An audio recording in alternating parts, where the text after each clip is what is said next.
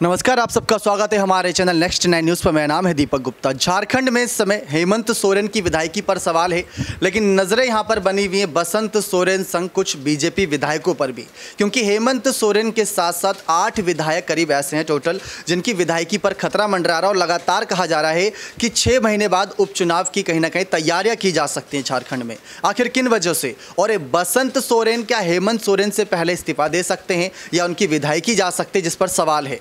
कयास लगाए जा रहे हैं कि जो अभी घटना दुमका में हुई थी, पहले एक लड़की की जो खबरें सामने आई थी जिसको जिंदा जला दिया गया था, दुमका से ही जुड़ी थी, लगातार झारखंड से वो सियासत गरमाई थी। उसके बाद अंकिता का कांड भी आपने सुना होगा, वो कहीं ना कहीं काफ़ी दर्दनीय था। और उसके बाद सरकार ने ये वादा किया था कि उसके परिवार में से किसी एक को सरकारी नौकरी दी जाएगी। जो दावा था वो कयासों के आधार पर लगाए गए थे तमाम बातें, लेकिन जब नौकरी दी गई तो पता लगा कि वो प्राइवेट चपरासी की नौकरी थी।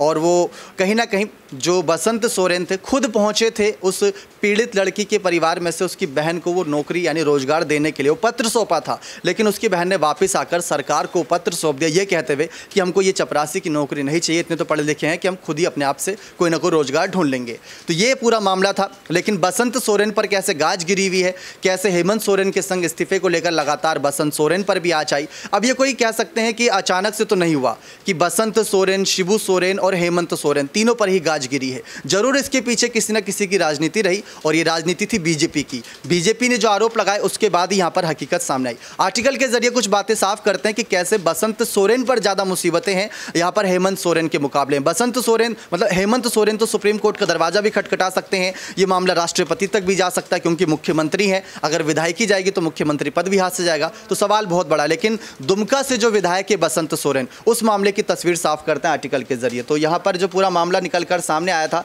दरअसल मुख्यमंत्री हेमंत सोरेन की विधानसभा की सदस्यता को लेकर चल रही अनिश्चितता के बीच जो चुनाव आयोग ने उनके भाई बसंत सोरेन के, दुमका के विधायक बसंत सोरेन के खिलाफ चल रहे मामले में भी राज्यपाल को मंतव्य प्रेषित कर दिया था। जो मंतव्य था पहले हेमंत सोरेन के खिलाफ गया था, उसके बाद बसंत सोरेन के खिलाफ भी गया। लेकिन लगातार जो दलीलें रखी गई इस मामले को चुनाव आयोग में सुनवाई के दौरान दुमका के विधायक बसंत सोरेन की तरफ से उनके अधिवक्ता ने तर्क दिया था कि मामला राज्यपाल के अधिकार क्षेत्र का नहीं है, लेकिन फिर भी राज्यपाल तक गया। अब यह समझने की जरूरत है कि यह मामला अगर चुनाव आयोग तक था तो ये मामला राज्यपाल तक क्यों गया, जबकि यहाँ पर प्रवक्ता का ये कहना था कि मामला राज्यपाल के अधीन आता ही नहीं। इसकी अनदेखी करते हुए राजभवन ने संविधान के अनुच्छेद 191(1) के तहत चुनाव आयोग से मंतव्य मांगा। बसंत सोरेन ने आयोग के कहीं ना कहीं समक्ष दिए गए शपथ पत्र में तथ्यों को छुपाया था। हाईकोर्ट में चुनाव याचिका दाखिल कर उनकी सदस्यता को चुनौती दी जा सकती है। भाजपा के अधिवक्ता ने इस पर दलील दी कि बसंत सोरेन ने जिस माइनिंग कंपनी से जुड़े हैं वे राज्य में खनन करती है। बसंत सोरेन का इससे जुड़ाव अधिकारियों को प्रभावित करता है।